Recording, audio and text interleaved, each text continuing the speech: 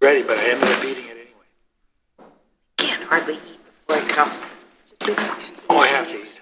Otherwise I'll just die. Well, yeah, but you've been working all day. I'm going to take notes on here. So I guess I should make them. Oh, wow, that's weird. That's good. Is there any notepads? Because usually they have notepads. Do we have notepads and pens? Are they in a cabinet up here? Notepads and pens for everybody? Because I was guaranteeing that. I'm sorry? I was counting on that. Yeah. Oh, yeah.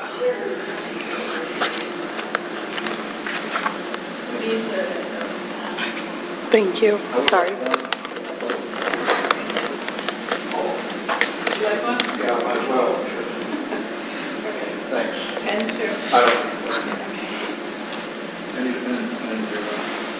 Thank you. The chair is prepared for class. Thank you. Thank you. He is. Yeah.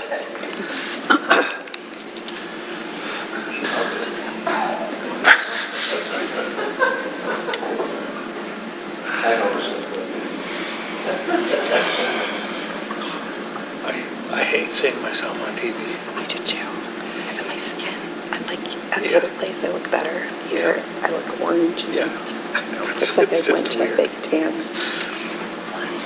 All right, we'll call to order the Planning Commission work session for the City of Oregon City, Monday, March 13th, 2023. And take the roll, please.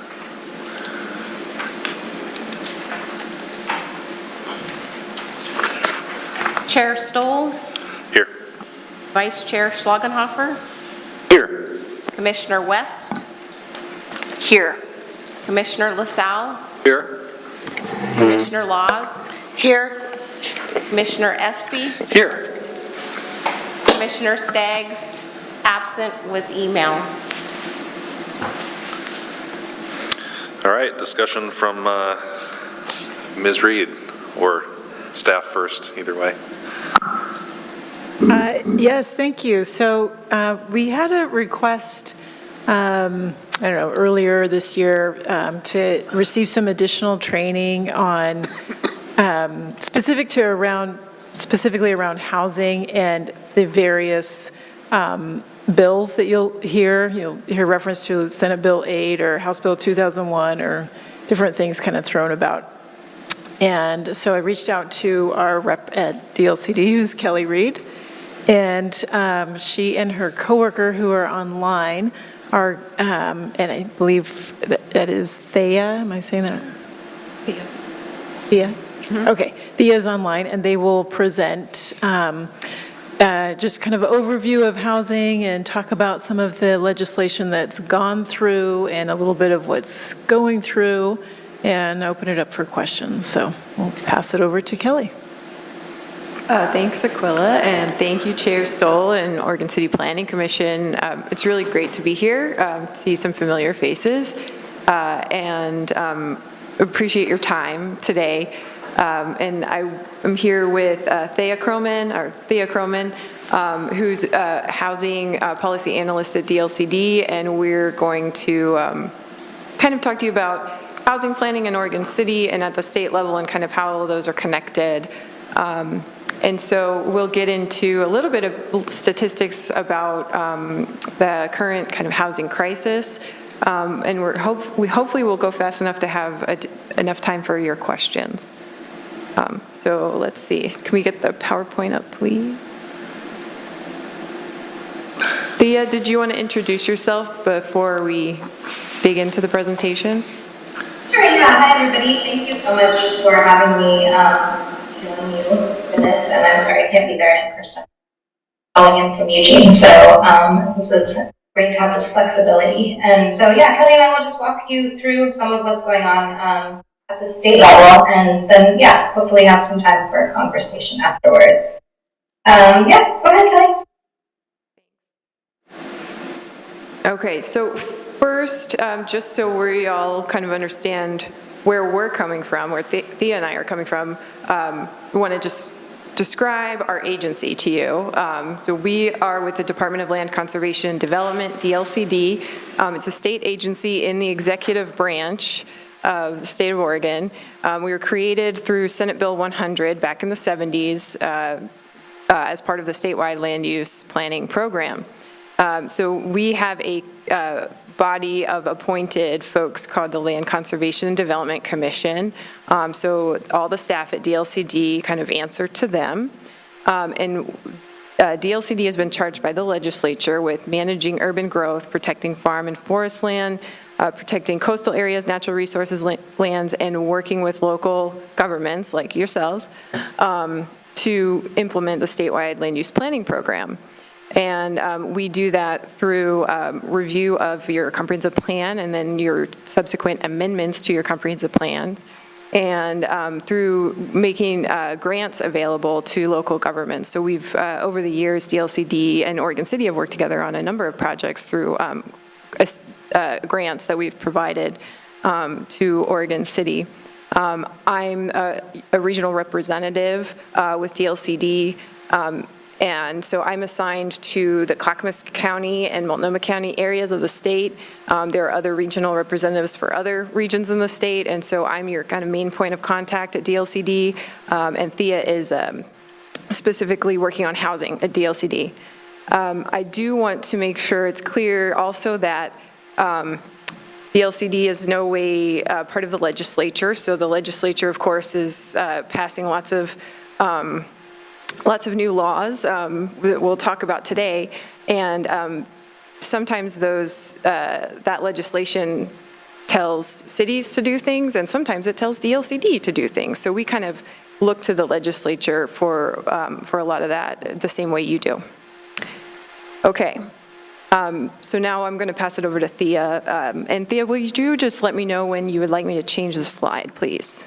Sure, yeah, go ahead.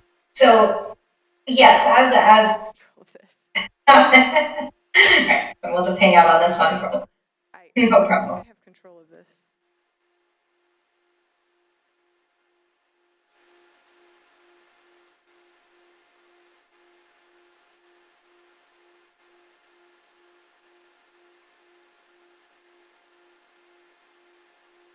Yes, we go. So, all right, I'll just jump right in. I wanted to start this conversation with you all just by pulling back a little bit and talking about sort of the state of housing in Oregon and nationally, which, as you guys have probably heard, it's being referred to as a crisis, and it truly is. So, so we'd start with basically the why of why are we in a housing crisis, and the answer is essentially very simple. There are simply too few houses, and I've heard analysts compare it to like musical chairs, where when the music, there's just not enough. Music stops, someone or several thousand people will be left out. But put it another way, because we are grown-ups. That causes really a mismatch between demand and supply, and really the shortage is not equitably distributed. So lower income households and communities of color suffer sort of the blunt end of that shortage at really disproportionate rate. So where did the shortage come from? Really historic underproduction. Can I interrupt? Yeah, You're really echoey and hard to understand. Oh, thank you for letting me know. I will give me a minute. I don't know what. I can hardly understand her. Yeah, at Thea, we're having a hard time understanding you, and we often have audio issues in this room, but if you have something else to try. Sure. Does this sound better? Yeah. Great. Okay. Let's go with this, and let me know, just jump right in if anything sounds or looks wrong. Yeah, so I'm just sort of talking about where the shortage came from. Starting in the 70s, we simply produced less housing, and this really dropped off following the Great Recession. Just sort of the housing production bottomed out. There's been a long-term lack of investment in developing skilled trades. So on the workforce side, it's really about looking at how to develop more labor. And this was all, of course, really exacerbated in the pandemic by supply chain issues. So really basic economics, shortages drive costs up. Our goal on the housing team at DLCD is to support an abundance of housing, which really will allow costs to come down. So we can go ahead to the next slide. I am going to run through some graphs and graphics that help illustrate the condition that we're in with housing across the state and nationally a little bit. This one here shows how real home prices in Oregon cities are approaching or exceeding the highest levels that were reached during the housing bubble. And I'd expect to see this sort of leveling off a little bit lately, but still, you know, extremely high. We can go to the next slide. This one here is data from the Portland Metro showing the drop in home affordability and how the share of households for whom the median price would put them in a circumstance called cost burden, meaning that they pay greater than 30% of their income for housing. That share of households is growing kind of rapidly. Next slide. So these graphics help contextualize the problem nationally. The pie chart represents different categories of extremely low income renter households. I think this one is worth taking a minute with just to really think about who we're talking about. It's seniors, disabled folks, and people who are working, the working poor. The bar chart on the right shows homes that are available in each income bucket. And you can see, if you look at the top, this is 100% of average median income. Even at 100%, there are not enough homes. And the supply decreases dramatically as you go down the ladder. We can go to the next slide. So this graphic digs into the concept of cost burden a little bit more. And again, that's when a household is spending more than 30% of their income on housing. And the condition is really pretty widespread in Oregon and elsewhere in the country, of course, but Oregon is high. Oregon City looks similar to your neighbors, and we do want to recognize that this graph is a little bit out of date. We know that current numbers are reflecting what is hopefully a trend in the right direction, so big kudos. Kelly did a great job of breaking out some actual numbers, so you can see what this looks like on the ground over here in these gray boxes. All right, going to the next slide. So responding to this state of crisis and the current shortage of what is now 140,000 units across the state, on her first day in office, Governor Kotek issued Executive Order 2304, along with 3 other housing-related EOs. 2304, among other things, established a statewide housing production goal of 36,000 units per year. This is really big, particularly considering we're building about 20,000 per year right now. So this is almost close to double the current production. It also established the Housing Production Advisory Council to identify and recommend policies that speed and support production. And that council is stakeholders, legislators, and agency folks from across agencies all coming together to really work on the barriers that are there. Importantly, and this is noted here on the slide as well, more than half of the new housing that will be built under this effort has to be affordable to people making 80% or less of area median income. And Kelly's done a great job here of breaking out what those numbers actually look like in the metro region. So take a look at that, and we can move on to the next slide. This is a good time to review State Land Use Goal 10, which is housing. And you on the Planning Commission may know this, but a lot of people don't. Goal 10 of Oregon's land use goals enshrines the obligation of the state to provide housing for the needs of citizens and at specific price levels that are accessible to all Oregonians. But in sort of over the decades since this goal was described, it's turned into more of an accounting exercise than a guidepost. And we'll talk a little bit later in this presentation about recent and current executive and legislative action that's really refocusing on the original intention of Goal 10. Okay, we can move on. So I also want to take a minute to acknowledge that cities don't build housing, and we know that.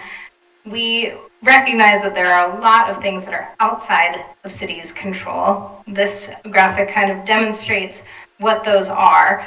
However, there are also a lot of ways that cities can support housing, and we at DLCD really want to support them here. So that's the focus. So this slide sort of shows you some of the places that cities can jump in: public policy, land, infrastructure, and even to some extent market feasibility. There are tools for cities in all of those areas. Okay, let's go to the next slide. So 2019's House Bill 2003 was a sort of first effort to restructure how the state approached Goal 10 planning housing and how to support cities in doing the work to develop housing, to do the work that is actually within their power to develop housing. So you all have started this process, and so you know some of this, and just want to make sure so you get the big sort of broad swath, the big picture. HB 2003 directed cities over 10,000 to study the future housing needs of their residents, and really develop strategies that encourage the production of the housing that their residents need. So you start here with a population projection, then you move into your housing capacity analysis, which used to be called housing needs analysis, and promise we're not just trying to confuse you. I get confused about this one all the time too. So it's an HCA now, it used to be an HNA. So first you project housing need based on the population projection, then you inventory your buildable lands. After that, you accommodate needed housing, and that either looks like utilizing efficiency measures, identifying and utilizing efficiency measures, which means building within your UGB to create greater density, to find places for those houses to be. And once you sort of run up against the limits of that, looking at UGB expansions to accommodate needed housing.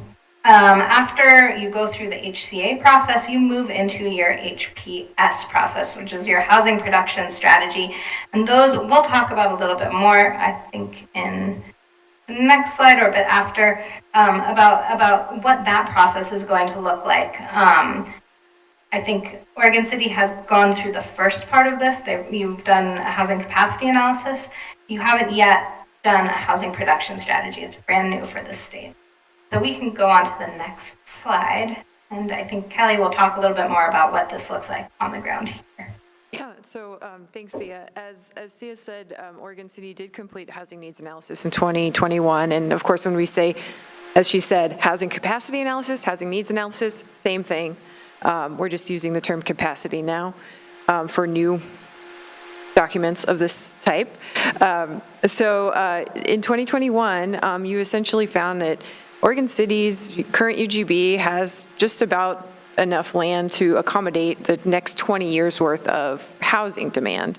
So there was a slight deficiency found in the high density residential. I'm sure you're all familiar with this. You can go on to the next slide, please.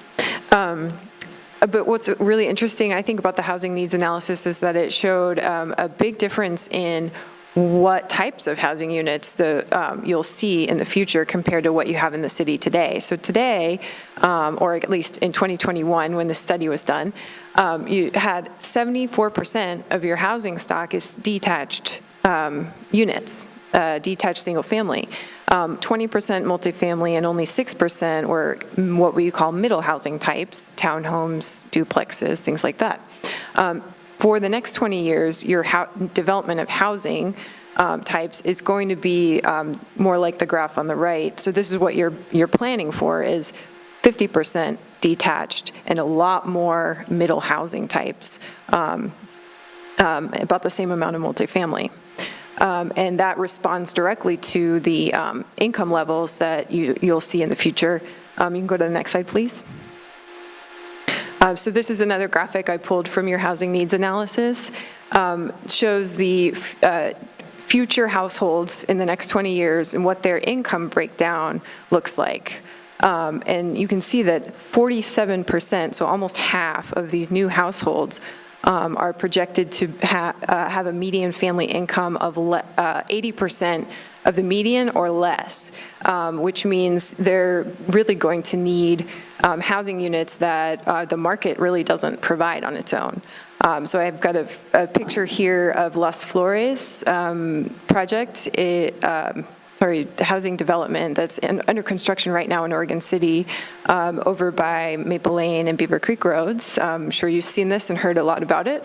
It's going to provide 170 units of affordable housing for people making between 30% and 60% of the area median income. So those folks are represented kind of in that second bar on that bar graph under the very low income. And as you can see, over the next 20 years, Oregon City will need to see construction of a lot more housing developments like that, or serving that income level in order to kind of meet the need that you'll have. And that's kind of why a bigger proportion of the housing units will not be single-family detached, because, as we know, those houses are being sold for $700,000 these days in Oregon City, right? So you can move on to the next slide. This is one's back to Thea.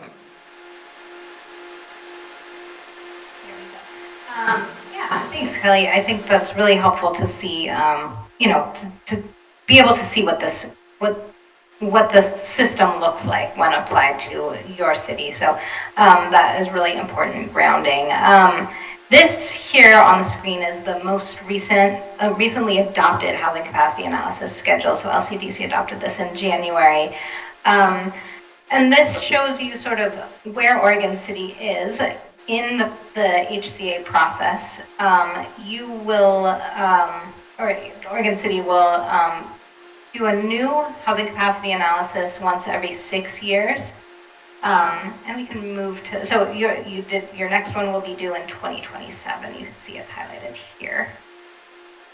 And yeah, next slide is good. In 2028, you will, your housing production strategy will be due. This is sort of the menu in brief of what housing production strategies are going to look. And there's nothing stopping you from doing these things. In the meantime, it's great public policy. You'll get credit down the line, but just know that you're slated to do this, to get this document turned in by 2028.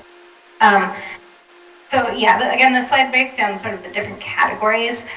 The LCD is working on expanding this into what is essentially a menu, and then you will be able to sort of pick and choose which strategies are the most effective getting your city to meet the future needs. Essentially, what PLCD will be looking for in working with cities on this is a good faith effort to produce the number and mix of housing that your community needs, and providing a lot of support along the way. We also want to note that the strategies are not static; they can shift over time. And what we're really looking for is that cities commit to addressing the housing need, trying these things, but not necessarily sticking with a specific strategy if it doesn't work. Again, you have a long time to think about this, to consider what will work best for you, and I'm sure that we look forward to working with you on this in the future. And we can talk more about it after the presentation. We can do the next slide. at this point, I'm going to try to give you a rundown of some of the big housing legislation that's happened over the past few years. There's a lot, like too much to cover here. And there's also a lot going on right now, so this will all change. But this is where we're at right now. A lot of really good work has been done, and this is sort of the greatest hits and bills that I know that this commission has an interest in. So we'll start here with the original HB 2001, the Middle Housing Bill.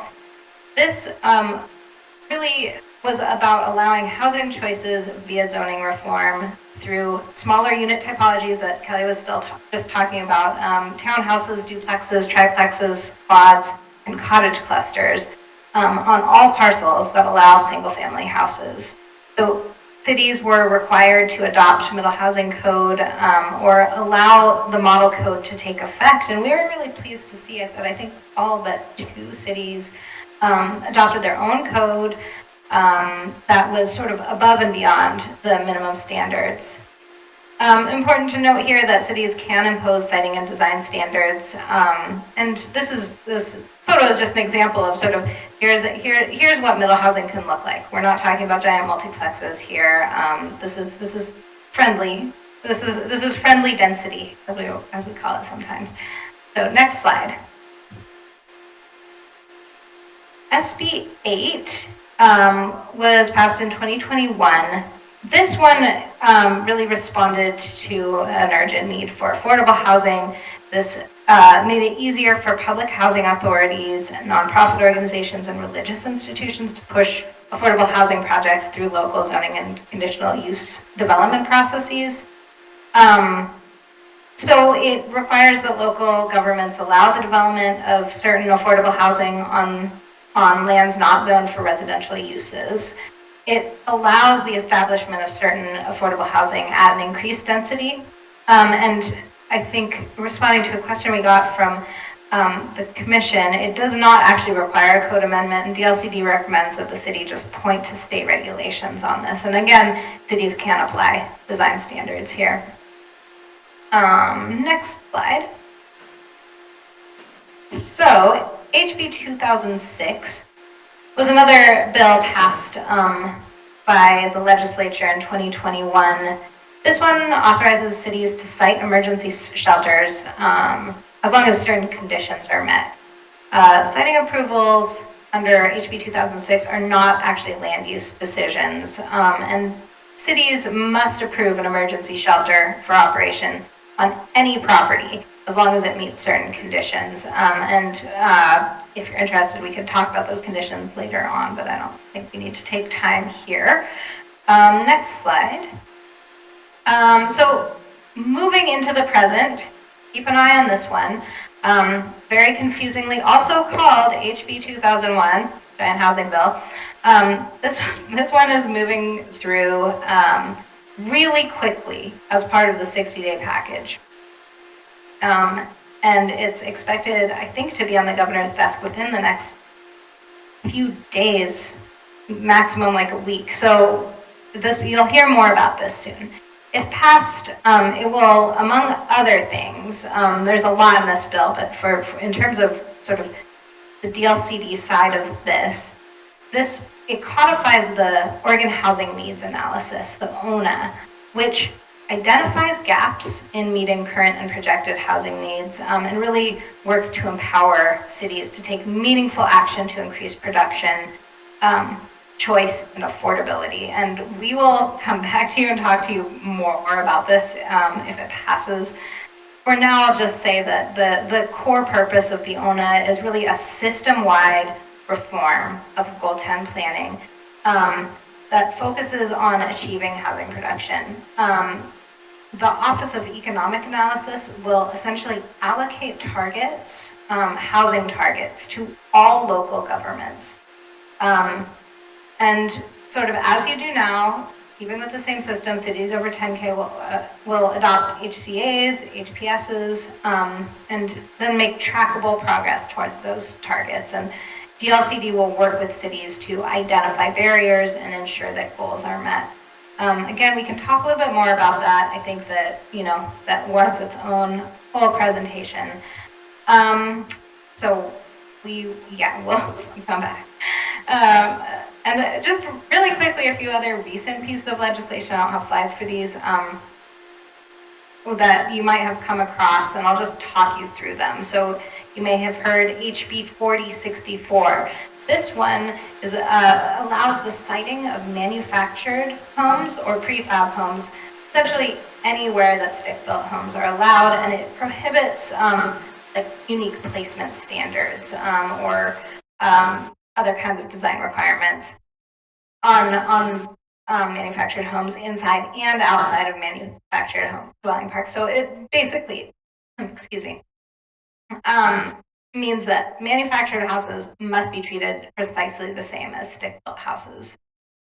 HB 2918 requires governments to identify surplus property within a UGB or a rural residential area. Every 2 years, the first of every year, every even numbered year. So something to be aware of. HB 3261, the conversion of property as a hotel or motel to emergency shelter or to affordable housing, and you may have heard of this one. And essentially, it just does exactly what the title of it says, allows the conversion of a property from use as a hotel or motel into affordable housing or an emergency shelter. I'm actually going to turn it back to Kelly here to talk about clear and objective standards, and then we will be close to finishing up. Thanks. 2 more slides, and then we can answer as many questions as you have. And, Thea just listed off a few more pieces of legislation that we didn't have slides for. But DLCD does publish, after every legislative session, we publish like a cheat sheet, basically, of, any legislation that affects local government planning, links to it, a summary of what it requires of local governments. And so that's something that's on our website that we share with your staff when we provide it. So all of this that we've talked about is part of whatever year it was passed, it's part of that document. And then we try to provide guidance to local governments on, how to best implement some of these new state laws as they come. Another action that the state has taken, at the state level related to housing is a statute that requires clear and objective standards. I know you guys know about this, and you talked about it recently probably with your city attorney, but I just want to tie it kind of to Goal 10 directly. So this statute requires local governments adopt and apply clear and objective standards, conditions, and procedures regulating the development of needed housing. Now, needed housing is all housing, and we know. So, going back to Goal 10, right? We had that slide. It said specifically, local plans shall encourage the production or the availability of adequate housing. So it's not just about zoning land for residential uses and calling it good. It's really about encouraging, going a little beyond that. And so that's what the whole Goal 10 program is about. But as we all know, in the past, cities have erected barriers to housing in the form of subjective development standards in some cases. Case in point, in the blue box there, an example of a standard that's not clear and objective: development shall not alter the character of the surrounding neighborhood. Now, I know Oregon City is not guilty of this one in particular. I know you all have really good clear and objective standards, but a lot of this code language is found still, and certainly in the past was part of codes, development codes. And while it may not have initially been intended to limit housing, it's certainly resulted in that. Right? There's neighborhood opposition, housing gets denied, then there are court battles, and so here we are with a shortage of housing. So one of the things that the state legislature has done is say we can't have these type of standards anymore that result in this housing shortage. So clear and objective standards apply to any housing development subdivision site plan design reviews, including public works standards too, like utilities and streets. Cities can provide multiple pathways, right? So you have to provide a clear and objective pathway. And believe me, every city in Oregon is dealing with this and trying to go through their codes and making sure that everything's clear and objective. You can have one pathway that's clear and objective.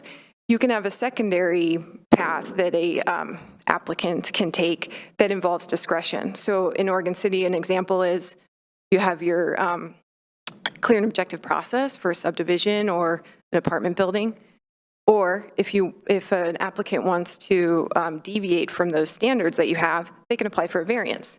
They come to the Planning Commission, you use discretionary criteria or subjective criteria. Last thing I want to say about clear and objective standards is that clear and objective does not necessarily have to mean easy.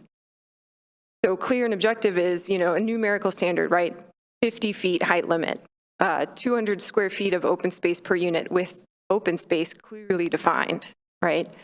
In Eugene, they have a code that says you cannot do any grading on a slope that's 20% or greater.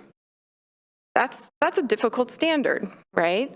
LUBA said it's okay. It's clear and objective, right? So it doesn't have to be easy. If you're protecting natural resources, public safety, of course, you can have this strict standard, and then you can have a discretionary path. So in Eugene, they also have a discretionary path where someone can bring in geological and geotechnical studies capacity, and that your code is encouraging that development of housing, that your development codes are clear and objective. Reporting data to DLCD. So DLCD is now tracking housing production in every city. So we're collecting data from every city annually on the building permits issued and new housing units approved. And we are setting up a dashboard on our website to provide that information publicly. And then, of course, implementing the strategies in your housing production strategy.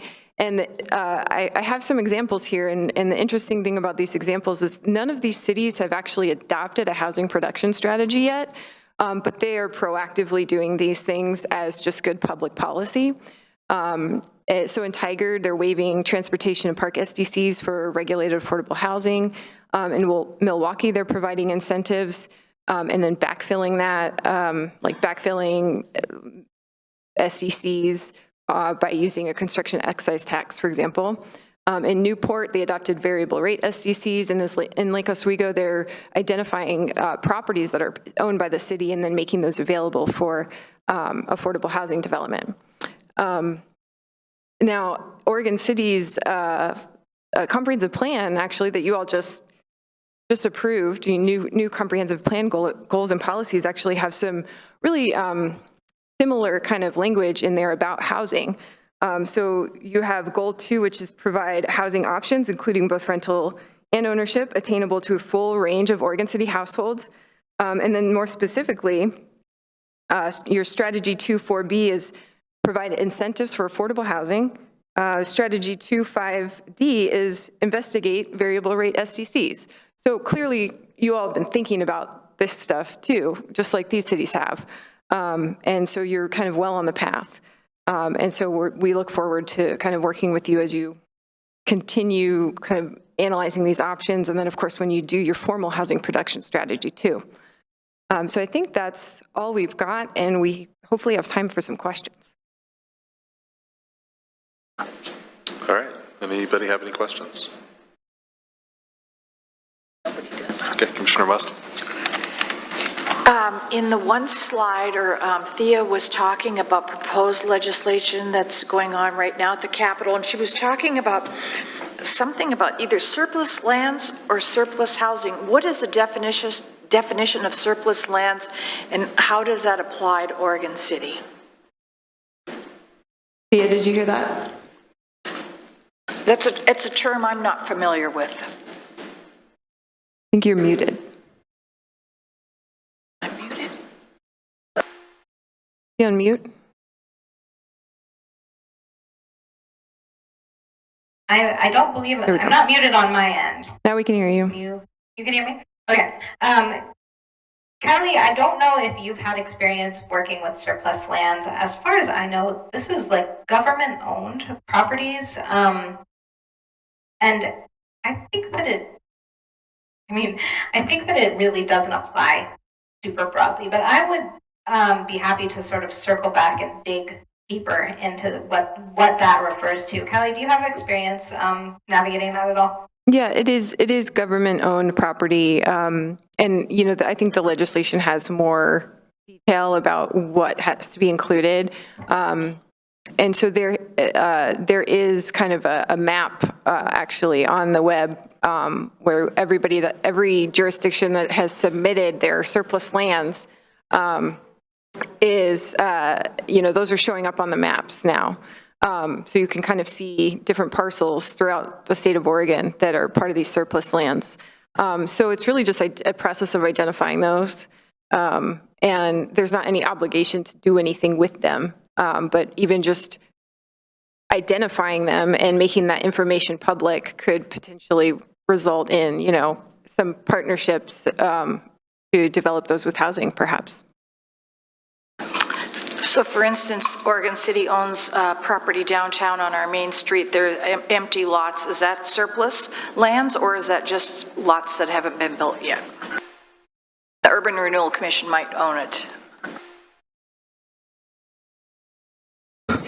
I'm not sure. I don't know if there's a specific disposition of the land that makes it surplus, or if it's just land that we own that hasn't developed. All right, any other questions? Commissioner Laws? Nope. Oh, go ahead. So just a couple questions here.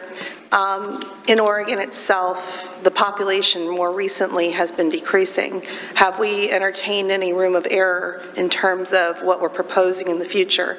Second, are we considering any livability for the current residents when it comes to environmental with trees and green spaces? Because currently the SDC fees for our city goes to new parks, not current parks. So any information about that in the future? Sure. So your first question was, sorry, remind me. First question was about population, that we've been actually decreasing. Okay, thanks. I think, and so are we entertaining error in terms of adjustments in the future if we do actually see a population decrease? Right. Because when we talk about affordable housing, even though we're building more houses, the supply and demand in terms of, building materials cost a lot still. So I'm just curious about, if the population, we entertain population decrease. Second of all was about livability for the residents in terms of parks and trees and wetlands. Thanks. Thank you.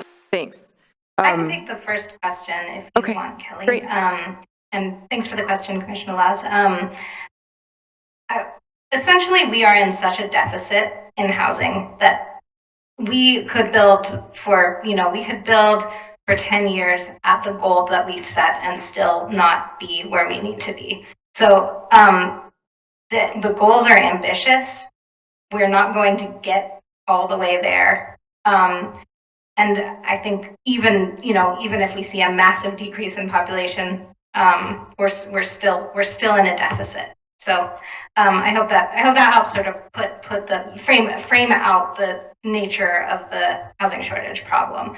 Kelly, I am not sure so much about the green space. Is not something that comes across my desk much. Sure. I can answer that one. And I will add too that each jurisdiction in the metro area will do their housing capacity analysis every 6 years. So at that point, you will look at the population forecast again, right? So if the trend changes where maybe you're not going to grow as much, that's the point at which you'll say, oh, okay, actually we are going to have this number of units in the next 20 years based on our population forecast. So that's where it gets adjusted every 6 years. You'll do that. So regarding design standards, I don't think, so none of the legislation that we talked about and none of the statutes really say that cities can't apply their design standards. So Oregon City has, design standards for open space, for tree protection, right? For the features of a building and what it looks like. And those are all, those can be applied and you can maintain those in your code. I think one thing that some cities are doing, or they're realizing that some of their design standards are maybe a little bit too strict, and they could lessen those or be more flexible in order to reduce the cost of construction for new housing. So, there might be something that folks can do there to change things, but generally, every city has these standards and can apply them. And I think open spaces, you're right about SDCs, right? They go to new parks, and so I think the tax base also increases when you increase the number of units. So hopefully you're getting more property tax and therefore more money in the budget for maintenance of existing parks. But that's all I can really say there. Thanks for the question. Is there any drive to change the zoning categories to fit the middle housing stuff at all? Not that I'm aware of. Yeah, because it's weird now because like the difference between like an R6 and an R8 or an R7 or whatever isn't really that much.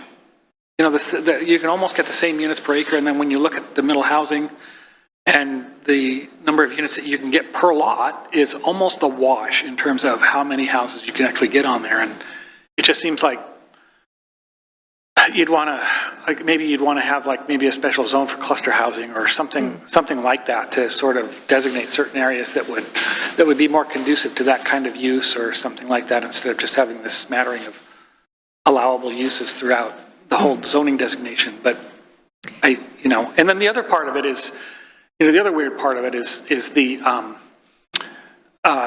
worst case scenario. So when planners look at zone changes, they look at the worst case scenario of what the carrying capacity of that zone would allow. Mm-hmm.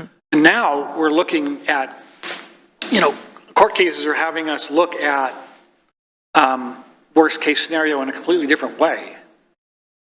In that we are looking at how much capacity will that zoning designation, that land mass will actually provide in light of mill housing. So that's a bit of a change.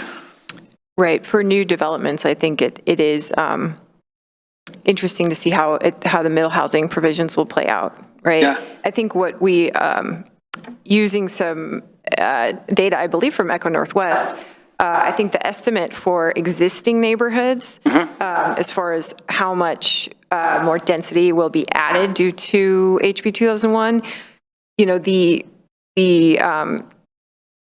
from what the data can tell us and what the economic assumptions tell us is that 3% growth is kind of like a safe assumption.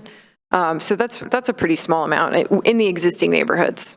Right, from, adding, duplexes and cottage clusters and, here and there, like you said, a smattering. Right. And the trick in that is coming up with, like when you have like a cottage cluster or something that's allowed ministerially, to come up with the analysis for providing the infrastructure for that use, like storm and sewer and all that kind of stuff, because usually we have, one house, one lot, and it's a fairly formulaic way of coming up with, how much sewer capacity is available. And now we're looking at, more and the same infrastructure. And so, right. So that I think the discussion probably needs to follow on how that's all going to be done at the ministerial level to have all that infrastructure catch up with the housing production. Right. Yeah, and there are provisions in the middle housing code, which I believe Oregon City kind of copied over to your code, about sufficient infrastructure to serve. So if there's not sufficient infrastructure, you can't approve it. So you have, that's been provided for, but I think it does put more the onus and the work on the Development Services Department, right, to determine whether that capacity is available or not. Well, it either puts burden on the building inspector or the plans examiner, or it puts it brings in a planner to review the ministerial land use, the duplex, fourplex, 4 houses on 1 lot, whatever, to see if that actually fits.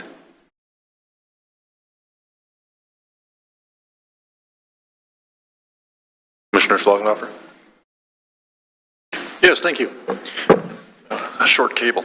Okay, Ms. Reed, is there a way to bring up that slide? I think it was the last slide, the one that showed what the different cities had for incentives. Newport, okay, the one I wanted to bring up was, yeah, that's the one. Okay, the one I wanted to bring up was Newport. They adopted variable rate SDCs to ensure smaller units pay proportionally less, now I'm going off memory, pop-up, okay. Less SDCs based on the size of the home. I'm not sure how involved you were with that. What, if anything, is in place to ensure that those savings to the developers actually get to the home buyers and doesn't just benefit the developer? Yeah, I've heard this question before, and thanks for the question, Commissioner. I think that a lot of folks are asking that, and I think that what, over time, we'll be able to maybe track and see what the effect of these fee structures are. I don't know that we have any data from Newport that shows, what the impact is and what the housing, if it has it had an impact on housing prices. I don't know. I think that DLCD, that's something that we plan to, do some research on and provide, because this is a common strategy that a lot of cities are considering doing.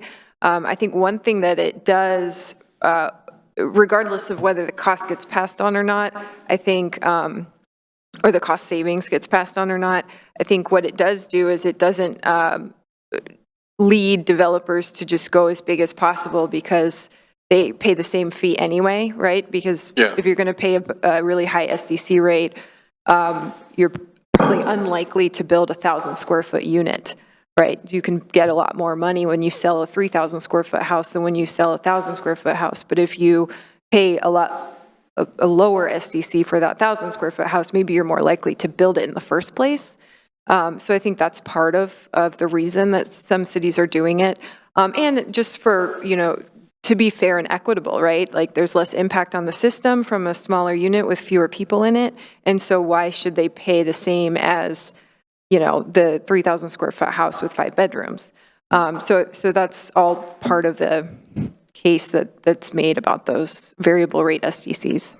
Okay, great. Do I have one more? Oh. What? Sure. OHCS also recently published a great study on SDCs in Oregon Housing and Community Services, and we can send that over to you all. I think it's probably great reading. Okay. The next one is, remind me what the name of the development is across from Albertsons. Okay, that one. Do we know how, okay, that's quite a subsidy, 30 to 60% of the mean income. So that's quite a bit. Is that state or county money that does the subsidizing on those rents? So maybe you can speak to the, who's running that housing? I think that's better answered by city staff. So I don't know how to answer who's subsidizing the rents, but the funding for developing it came through the Metro bond that was passed a couple of years ago for affordable housing and spread out between the 3 counties and some of the larger cities. So the county housing authority was in charge of that funding, if you will, and so they had that Metro bond funding to fund the development of that project, and then it's going to be run by a nonprofit called CDB, Community Development Partners, how that will work. Okay, do we know how long those rents are guaranteed? No, I don't know. Okay, thank you. Any other questions? Okay, I have a couple. Going back to the governor's executive order, I have the slide here on my phone. It says more than half of the new units must be affordable to people making 80% or less of area median income. What's the enforcement mechanism on that? If it's I mean, do you get to half of the production and you can't allow any more until low income, or how does that work? I am actually not sure about this on the ground. And I know part of what the governor is working on is an accountability mechanism that is sort of yet to be stood up. So again, the EO is just it's a statement of intention, but it's not a hammered out policy. So this is definitely one of those things to circle back to. Yeah. Is this something that would show up later as an OAR based on the executive order? Is that kind of how that practically works? Is that how the process works? I think it could. I'm not exactly sure where, if this is something that will turn into a bill that will go through the legislature, that will go, become a statute, or if it's just something that will actually be a monetary commitment to support. So a lot of unknowns, and I'm sure someone who's been through this legislative, this is my first session, so I'm just getting to know what this process looks like. But I think it's a great question, and I think a lot of cities and a lot of planners are wondering what these accountability mechanisms are going to look like. So you are not alone, and we're happy to circle back when we know more to talk about it again. Okay. And then I think it's the third to the last slide about the House Bill 2001 from this year rather than previous years. It says empowers cities to take actions that meaningfully increase housing production, affordability, and choice. Empower implies to me a choice. And from what I understand of this bill, it's mostly a requirement. So what choices will the cities have? I understand the bill hasn't passed yet. Right. So choice in this case does not refer to cities. Cities will not have a choice. Cities must do this. What this legislation does is it helps cities identify the barriers. So is it capacity? Is it funding? Do we need to bring in a consultant to do the work that your overworked city staff can't do? So I think cities want to build housing. The state, needs to build housing. The governor is recognizing that housing needs to be built. So everybody has essentially the same goal here. It's just about identifying the barriers and in terms of the word empowering, I think it really means providing the support that a city needs to get it done. Gotcha. In the way that the city wants to do it, and there's still a lot of options within it. It's just, the units that the city needs to build, the city needs to build. And then beyond that, it's just about helping the city get there. I'll add that legislation also includes some funding that would go to cities, through DLCD to help, support the cities in doing that work. And that, the governor's order, it's a goal, right? Like the 80%, it's a target, it's a goal. Like Thea said, there's nothing behind it, no enforcement mechanism behind it yet, but it really does match with, your housing needs analysis that kind of identified that same kind of ratio, right? Half of units, about half of units are needed to be at that level, at that income level or below. Yeah, my main concern with anything like that is, enforcement basically involves a moratorium on one type until enough of another type gets built that the ratios equal out, and that seems like a bad idea. That seems counterproductive. I'm pretty sure that's not on the table at this point. Okay, that was just how I saw it. Any other questions? No? Okay. Thank you both for coming, and Ms. Reed, it was great to see you again. Thank you. Thanks for having us. And you have any communications from the? Not on the work session. No. Okay, sounds good. We're adjourned. We'll take 5 minutes and start the regular meeting.